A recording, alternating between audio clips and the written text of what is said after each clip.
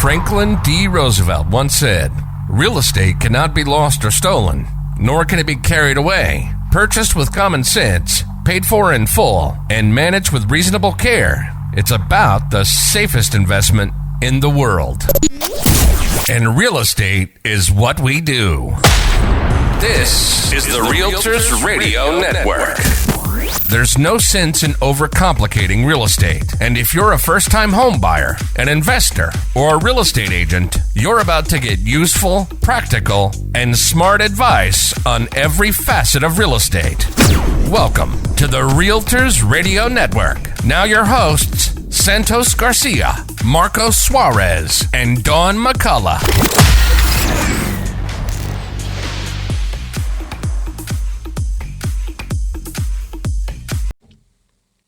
Hi, and welcome to Realtors Radio Network, your place for all things real estate.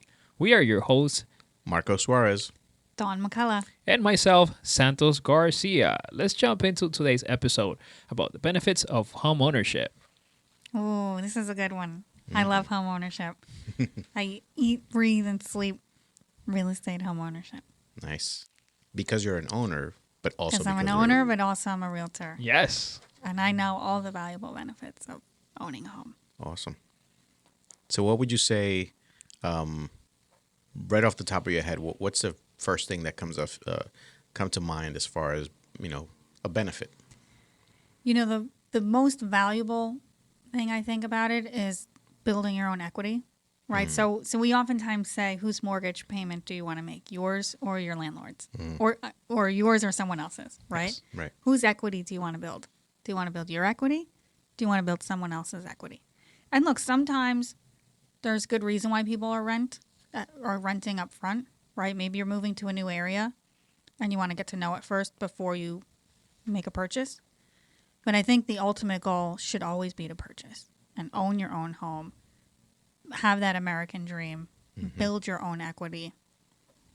When you look at some of the wealthiest people in America, where's their wealth generated from? Real estate. Typically real estate, yeah. It's true. Absolutely. It's always real estate, really. I have a lot of clients that are doctors, right? And I'm sure they're making a lot of money in their practice. But ultimately, they always tell me that their wealth is actually generated by their real estate investments. It's funny that you mentioned that, doctors specifically, because throughout my career, I've actually had a lot of doctors who tell me, listen, I need to put my money into this 4-family. I need a 4-family. I need a 6-family. There's a group of doctors that was into buying subways, little mini malls so that they can put a subway in it. So they were always buying real estate, even though they had great, practices, in their field. They always reverted back to buying real estate. So it's interesting that you say that. I think when we talk about equity, right, there's more than just one reason why it's good to build your own equity, right? So, every payment that you make, generally speaking, you're making some type of monthly housing payment, whether you're renting or whether you're paying a mortgage. When you're renting, you're not making an equity payment. When you're making a mortgage payment, some part of that payment is going towards building your equity. Right. It's right back in your pocket, as they say. Back into your pocket, yes. Yeah. And when you think about equity, right, well, what do you use equity for? Well, you could use equity just to sort of sit on your nest egg, right, in 20, 30 years. When you're retired, you're thinking about moving to warmer climates or whatever. So when you think about that, you have that. Second, I have some clients that come to me and say, I want to pull out the equity from my home and I want to buy an investment property.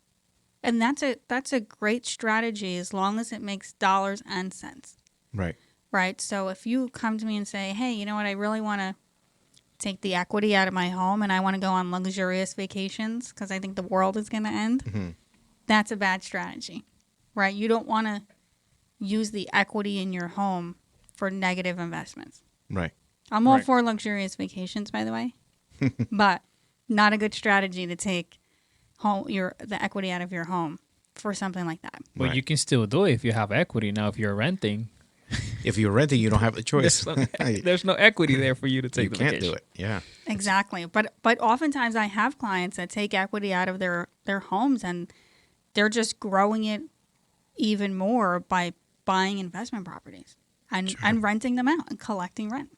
Yeah, it's funny. I have a funny story about well, maybe not funny, but definitely interesting that he was a taxi driver, and at 60 years old, he had never purchased a home, and he tells me, "Listen, I'm getting up there in age. You know, I need to buy something to leave my kids someday.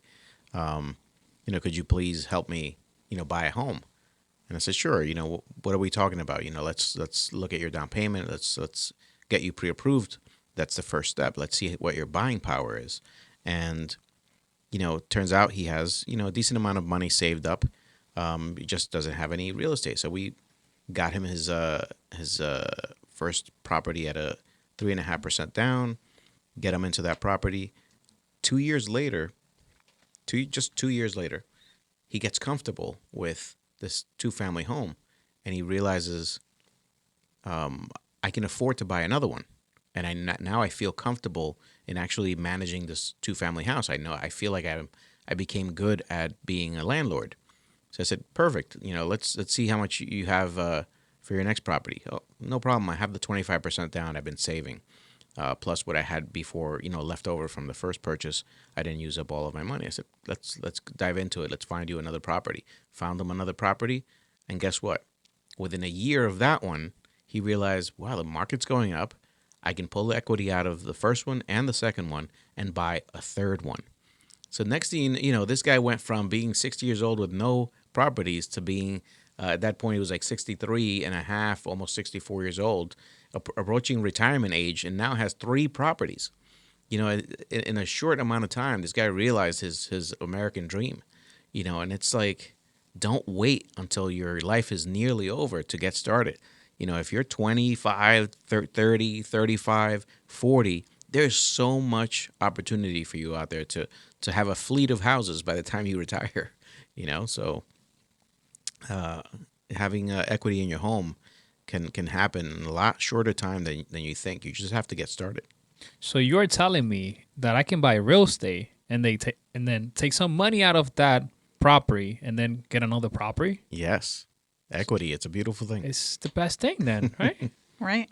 And you know, let's go to maybe the flip side of it is you can also use equity for emergencies.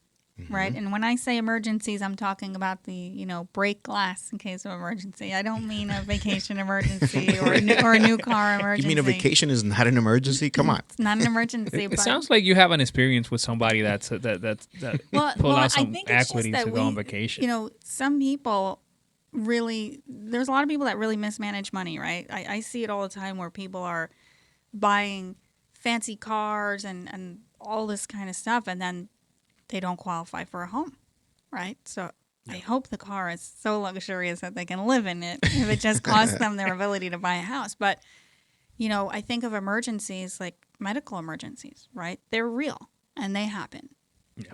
And no one ever plans for a medical emergency. Would you agree? Right. So just sort of, I think, that comfort of knowing, like, I own this home. I have equity in my home.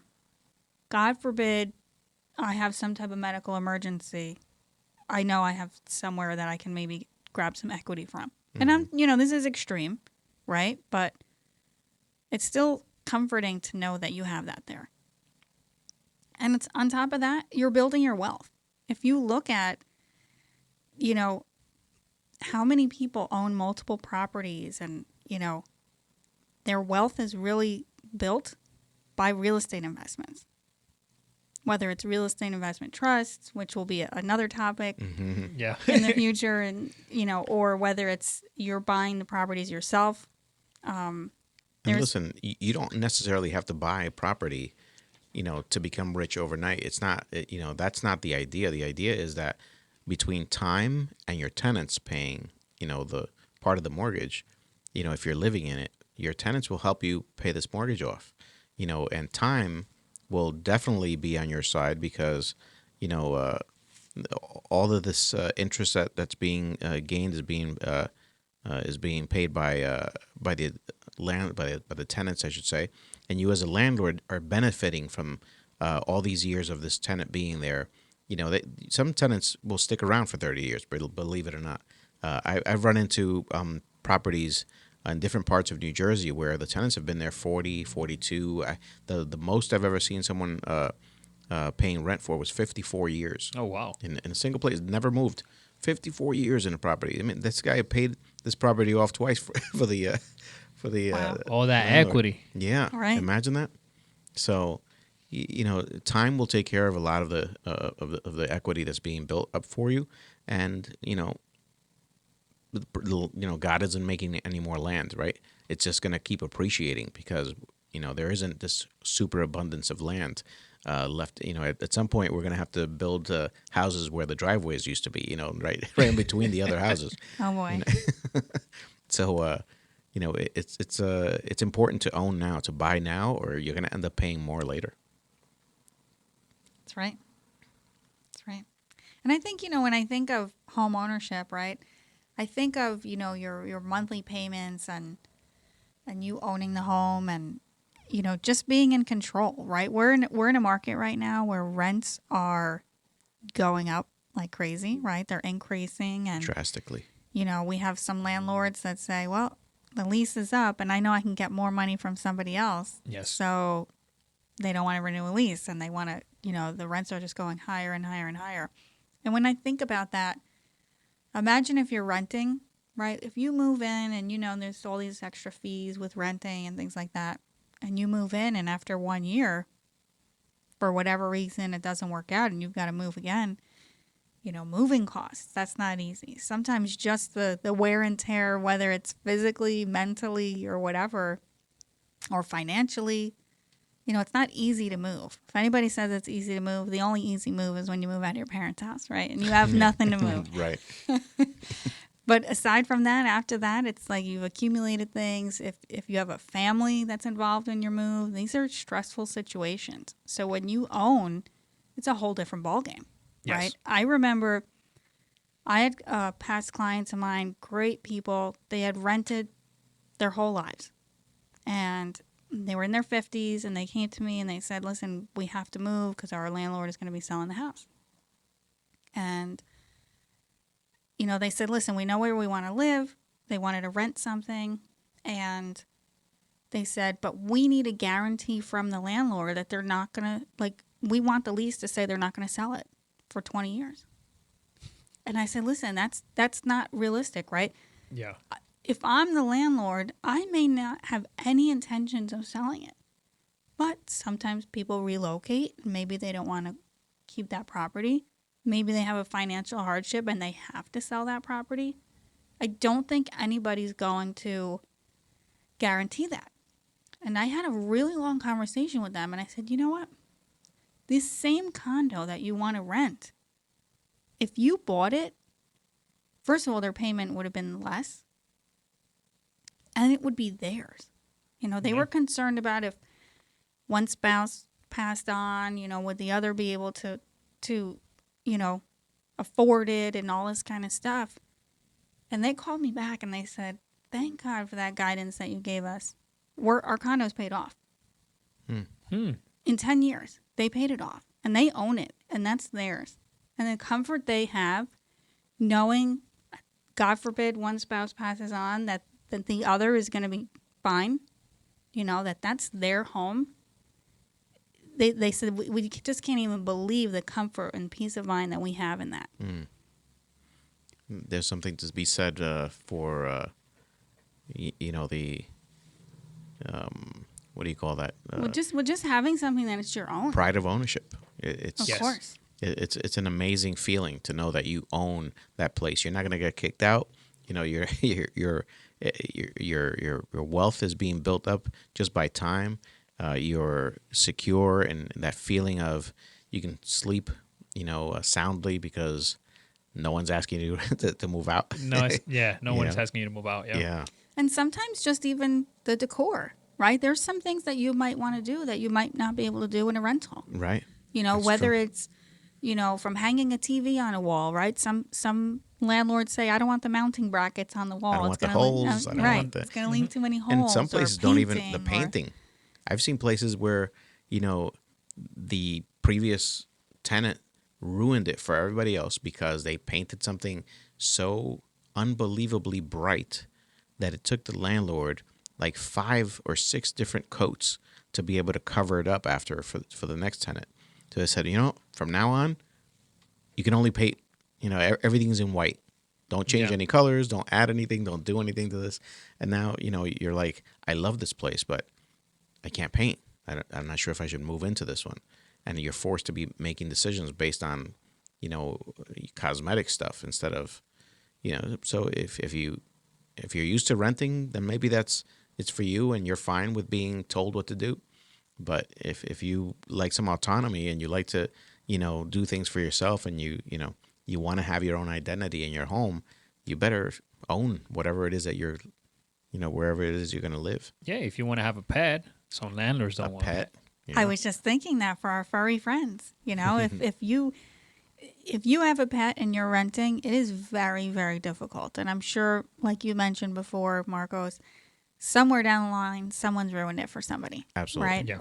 And there are some people that are great with keeping up with their pets and some people that are not. And they've kind of, in a way, ruined it for everybody. So, a lot of my tenants or prospective tenants, that have pets or are thinking about getting pets, I say you have to leave that for when you own a home, right? Because sometimes I would say more often than not, landlords won't even allow a pet. And then if they will, there's so many restrictions, Right. height and weight and number and breed and then a deposit, right? Yeah. right. Then you as a tenant are forced to say, no, I don't have any pets. And then a week later, here comes the pet in the middle of the night when they think that nobody's watching. But your neighbor is sure to tell on you. Like, did you know that they brought in a dog at 2:00 in the morning? There's a cat under their coat. They had, I've seen that. And then you walk into the smell of the whole pet situation and you're like, yeah, you're going to have to move. Yeah, but these are people's family members, right? For most people, they consider pets their family members. Sure. So when you own a home, for the most part, you don't have restrictions unless you're in a condo community or townhouse community or something like that. Right. But for the most part, when it's your own home, you can have that pet and not have to worry about is somebody going to be bothering you about it. Yeah, my fish was barking too loud. Oh boy, What kind of fish do you have? that's what I was thinking. That's funny. We're gonna have to do an episode on how to purchase a home, or like the different loans and Absolutely. Yeah. Sure, that's a whole other animal, literally. Yeah, that's a separate episode. Because a for lot of sure. people, they don't know that they probably qualify to buy, but they just never ask or they never. Sure, and especially tenants, right? They're tenants for a reason because maybe they lack the education, and that's why they're still renting, or maybe they lack the ability to. Maybe they're educated, but they haven't saved. They don't realize. Oh, maybe with just 3.5% down, maybe someone hasn't educated them that far, Yes. where they know with as little as having 3.5% down, you can get into a property, which is funny because we were just talking about. One of the agents in the office, in the Clifton office, was referring to the net worth that renters have versus homeowners, and it turns out that there was a national survey that determined that homeowners have a 44 times greater net worth than a renter. Not 4 times, 44 times. I mean, that's an amazing number. Wow. That's a big difference. That means that at any given time, that homeowner can literally buy another house and another house and another house, strictly because they already own a home. Right. Well, you have that equity that you're building. You have Right. equity. Your credit is ridiculously, is usually a lot better than a renter, just because you've been paying your mortgage on time. And usually, if you're responsible enough to own a home and you've been paying that mortgage on time, chances are you're paying your credit cards, your car loans, your everything else on time, because you're you get into yourself into the habit of paying that mortgage, and chances are you're not going to get into the habit of not paying everything else. You become a little bit more responsible. You become a little bit more focused on your asset, right? Because if you own a home, that's an asset, and most people are usually busy, cleaning it up, painting, keeping it, in good condition, mowing your lawn. So you're not going to stop paying something that you have pride in. Yes. And that's a big difference when it's yours and you own it, and when it's not yours. You can tell. Yeah, I've driven through neighborhoods where I can literally pick out that someone's renting there. Someone, even in a single family neighborhood, you can tell who the owners are and which houses are being rented out. It's like, okay, that one's not being taken care of. I bet you that's the tenant is not. They're like, oh, I don't own this. I'm not going to mow it just perfect. They don't care. Yeah. Well, and I think also when you own, right, you care about what your neighbors think. You care about your neighborhood. You care about the value. You care about the curb appeal in your neighborhood. Right. Right. When you rent, maybe you don't care so much because it's not yours. It's no different than when you lease a car or when you rent a car or whatever. Some people say to me, I hear people all the time, oh, it's a lease. I'm putting regular gas in, even though it should be super, That's why I don't let people borrow my car. Because you're going to treat it like a renter. Yes. It's not funny. theirs, Right. They don't care. They'll step on that gas. They'll ride over the curb. They'll destroy that car. Who are you lending your car to? No one. That's why. Race car drivers. That's why I don't lend it out. That's funny. So, one of the other things I think that's a very, very prominent thing in owning real estate is any kind of tax benefit you might get, right? So we're not tax experts. We're not pretending to be. But there's definitely, tax benefits to owning a home if you're eligible, writing off mortgage interest. Sure. The mortgage interest deduction Homestead is rebates. Huge. Yep. So just things like that, are huge benefits. Definitely consult with your CPA, but huge benefits to owning your own home that you might not get when you're renting. So I think that's really important. I love that part of it. And again, I always tell people, make sure you talk to your accountant, right? This time of year, I get a lot of phone calls from everybody I sold a home to last year, and they're looking for their closing statement. Yes. Because they're going to be, they're going to be claiming that for last year. That's a pro tip for you, by the way. Yeah. Pro tip. Yeah. If you're a realtor, you should always hang on to them so that you can, hand those out at the beginning of the year to your past clients, your inactive clients, and remind them, oh, you're going to need this for your tax records. Yep. I'm already starting to get the calls. Awesome. That's a really good tip. Yep. So always in the beginning of the year, or maybe closer to February, when people start to get their tax, paperwork in the mail from their employer or Right. banking institutions or wherever else, a lot of people calling to get a hold of their closing statement. They've been in the moving process. Things are kind of all over the place. Thankfully, we work off of a cloud-based system where it's just so easy for us to be able to get that, pull it from the system, and send it to our clients right away. Right. Absolutely. Yeah, that's definitely something you want to, if you're listening and you're a realtor, make sure you take care of your past clients by supplying them with the paperwork that they're going to need for their taxes. Of course. So, we think about home ownership, and I think something that always comes up in real estate is sort of the peaks and valleys, right? Home prices or home values go up, home prices or home values go down. Mm-hmm. And sometimes I get people that come to me and they're a little concerned about that. Should I buy right now? What happens if it goes down next year? What happens if, what happens if it goes up next year? Right? But I think ultimately when we look at the history of real estate, it always goes up. The values will always increase. Absolutely. It's how long do you hold on to the property? So if you're planning to buy something and sell it within a year, maybe that's a big concern for you, right? Which way is the market swinging? But ultimately, most people buy a home and plan to stay. They plan to stay forever, but maybe they stay 5 to 7 years, right? I think that's the national average, something like that. 5 About to 7 7 years, yeah. And whether they take the equity out of their home and put an addition on, or they sell it, take advantage of, the value or equity they built in the property and buy something bigger or relocate to a different area.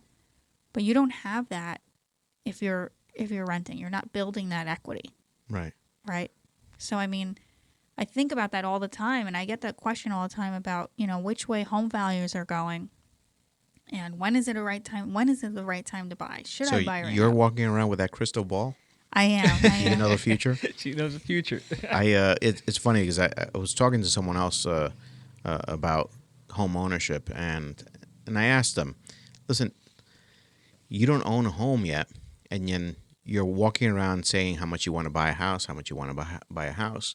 And I told them that you're part of the 75% of Americans out there that believe that buying a home, home ownership is part of the American dream, right? That's the whole thing. Everybody wants that nice house and the white picket fence, nice yard. Everybody wants that. You're part of that, and you should be proud that you're chasing this dream of owning a home. You're not alone. Just have to, stay the course until you get that home. Don't give up. Stick with your realtor. Make sure that they're out there showing you homes, that they're answering all of your questions, and that you fulfill that dream of yours of becoming, a homeowner. That led to the next conversation is, why is it, that it's so important to people to own a home? And the thing is, you want to have roots, right? You want to know that you're from somewhere. I'm from this town. I'm from that town, and once you do that, once you've purchased a home and you've dug in and this is where I live now, what ends up happening is you start, whether you have your family already and you're moving into that community, or you don't have a family yet, but you're looking to build one in the new home that you just purchased. What ends up happening is that home is now, that it's home base for you, but that home also becomes a place of pride that trickles down into your family. It makes your kids love coming home from school. Your kids love bringing their friends over. It becomes this part of this community where the neighborhood kids now know your house. Their houses because your kids are going over there. You have to go pick them up. Now you're talking to other people, your neighbors. You're becoming part of this community, and that only happens when you own. You ever notice that? Growing up, a lot of the kids. It's especially in my high school, nobody ever invited each other to school, but to their from school to their friends' homes. But the only kids that actually came to our house, or they also had their parents owned their homes, or you were going to someone's house who that person owned that home, because you don't go to that stranger's house. We don't know who lives there, that kind of a thing, because. Next thing you know, you're going into someone's house that somebody else used to live in, or someone lives upstairs that you don't know, or someone's, so it builds a little bit of trust just in knowing that, the person across the street owns that home. They're rooted there. They're not going, they're not going to disappear overnight, and that tends to happen where the kids feel pride in where they live, and ends up transforming them. In school, they do better. And as adults, they do better because they grew up in a home that their parents owned. Right. And, I think also I've heard from people that they have a bit of uncertainty when they're renting, right? They feel like, I never know if the landlord's just going to come knock on the door and say, I want to move back into the house, so you have to leave. Or I want a family member to move back in, so you have to leave. Or I want to sell the house. Right. I have a client right now. He's renting and he loves he loves the place that he's in. And the landlord says, I'm thinking about selling. And she's never gotten back to him since. And he's like, I can't sleep at night thinking about, what do I do? I looked and, should I start looking for another home? Should I, he doesn't know what to do. And I feel really bad, right? Because he can't sleep at night thinking about, am I going to be out? Is she, he doesn't know his rights as a tenant. He doesn't want to have any bad blood with the landlord. He feels like she's been really great to him. But now she put it in his mind that she wants to sell. And now he's thinking, what do I do? She's not getting back to me. Does she have somebody already that wants to buy it? And then they're going to say, you're going to be out on the street. Even though we know that there's a process to it, he's still nervous. And I feel really bad. He wouldn't have that anxiety if he owned it, right? He would be in control. He would be his own landlord. So unless he was kicking himself out, he'd be in control, and he'd be a lot more comfortable knowing that it's his own place. Absolutely. So we're gonna send him this episode so he can probably get motivated and buy a home. Yes, absolutely. Yeah, we should definitely have him listen to the episode and figure out where he stands. 3.5% or 5%. Am I ready to buy now, or am I going to go after this a little bit later? And well, it's funny. We were talking and we went over some things, and he's got a lot of money saved up, and he didn't come from, his parents never owned a home. He never owned a home. And he just never realized when we started talking and really going over some things, he can buy a house. And he never thought that he could actually own a home. And for some people, and maybe not even some, maybe there's a larger, community of tenants that never realize that they actually can own a home. Yeah. Yeah, there's a lot of people there that they qualify for. I have a friend. We were talking, and he was like, "Oh, you're a realtor, whatever, I've been thinking I want to buy a house in the future. I don't think I can afford a home right now." And I was like, "Oh, let's look at your numbers. I'm not a lender. I don't know all the background stuff, but I know a little bit, of course." And we got into the numbers, and he qualifies. So I was like, "Hey, let's have you talk to a lender, and let's start the process." Yeah. And that's where we at right now. And we that's got motivated. That's a funny thing, because it's most people don't realize that they are ready. It's just a matter of either fear holding them back, or someone else told them that they couldn't. Yeah. Right? But they haven't actually checked. So it's interesting how that works out. Your belief is instilled into you by someone else. Because of the things that they can't do. No, you can't do that. They don't even try it. That's for other people. Yes. Owning is for other people. Well, who are these other people? Maybe I'm included in that. It's funny that you say that, because it just reminded me of one of my clients that I sold a house to last year, and his own family kept telling him, "You can't buy a home. You work at such and such place, and nobody that works there can buy a home. They can't buy a home. You don't make enough money to buy a home." And guess what? He bought a home, a really nice home. And he couldn't wait to show them. He had worked so hard. This is a guy who works really, really hard. Anybody would be happy to hire him, because he's a really dedicated, hard worker. And he was so surrounded by negativity, as pretty much everybody is, I think, right? And end of being told that he could not own a home. He couldn't do it, and he did it. He did it, and he's a proud homeowner, and he bought a beautiful home, by the way. It's funny. I have a inactive client, I'll say, not past, because we're still in touch. But this inactive client, he's actually gone on to buy many, many homes after that. But he was told by his family members also. He came, from the Dominican Republic, and none of the people that from his family that came from the Dominican Republic and landed here in New Jersey have had purchased homes up until that point. And he figured, maybe because they hadn't, that he couldn't either. And then we come across each other at an open house. I think it was 2004. And he was working as a waiter at the Sheraton for tips, pretty much. And turns out he was a great waiter, and people were leaving him great tips that he had been saving for, at that point, 12 years. And his fear of always being told or always seeing that other people around him hadn't been able to do it, and they had been here longer than he had, it wasn't until I convinced him to take a look at his numbers, like you said, Santos, let's look at your numbers and see where you actually stand. And it turned out that he had a fantastic credit.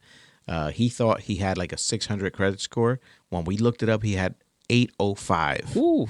805. He's a waiter at the Sheraton, and he barely spoke English. But he did such a great job as a waiter there that he was getting all these great tips, and he had saved up a lot of money. He had 2 credit cards that he was never, ever late on and never used more than 20% on either of his credit cards. And so he just thought that because he owed a little bit on the credit cards, that maybe his credit was bad because he always had a little bit of debt in the credit card. But it turned out, that owing on a credit card isn't the issue. It's owing too much on a credit card, and he didn't. And so when we looked at his numbers, 805, and he had something like 68, I think maybe $69,000 saved up from tips. Can you believe this?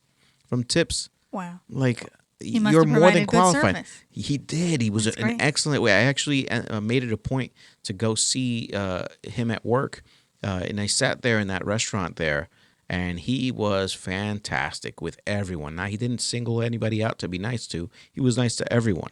He was a perfect example of what someone should be at any job. And, he was providing great service, getting great tips in return. And, I sold him a house, and a year and a half later, sold him another house. A year after that, sold him another house. And then 4 years later, sold him another house. And he still has all of them. Wow. Yeah, he became great at being a landlord. I believe this year he's actually going to quit his job and literally dedicate himself to just maintaining his properties. Manage his properties. Wow. That's good. Absolutely. That's how you create wealth. Absolutely. Right. And he has his green card, and he has everything in line. He's going to go become an American citizen. I think in a few weeks his turn is up to go get sworn in. Wow. Yeah, it's a big deal. The American dream. Yeah, absolutely, absolutely. Well, sometimes I think you just need somebody who believes in you, right? You can be qualified and all that good stuff, but you need somebody who believes in you that says, we can get this done for you. We can get you a home. We can get you into something. Because when you're surrounded by so many people that maybe say you can't, and you find somebody that you can, it'll make it happen. Yeah, and listen, and it's not just, I know we think about ourselves as a buyer of a home. We think of ourselves, oh, great, I'm putting myself, in a position to own a home, and that's all great. But if you also think about it in a national level, right? The economy benefits every time.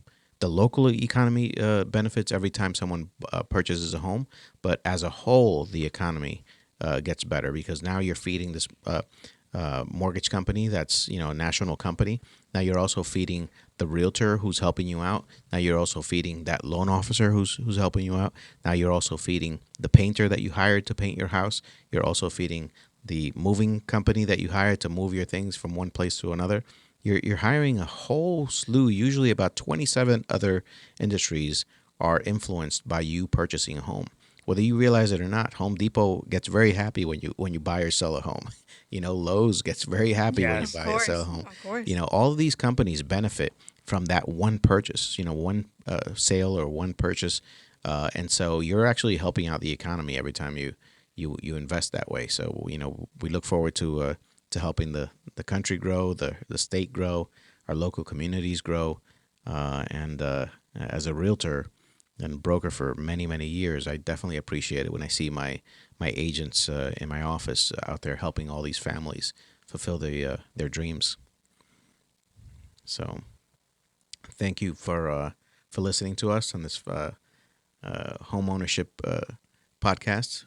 I really enjoyed this episode. Sure. And before we go, you want to share your social media just in case our audience want to find more about you? Let's see.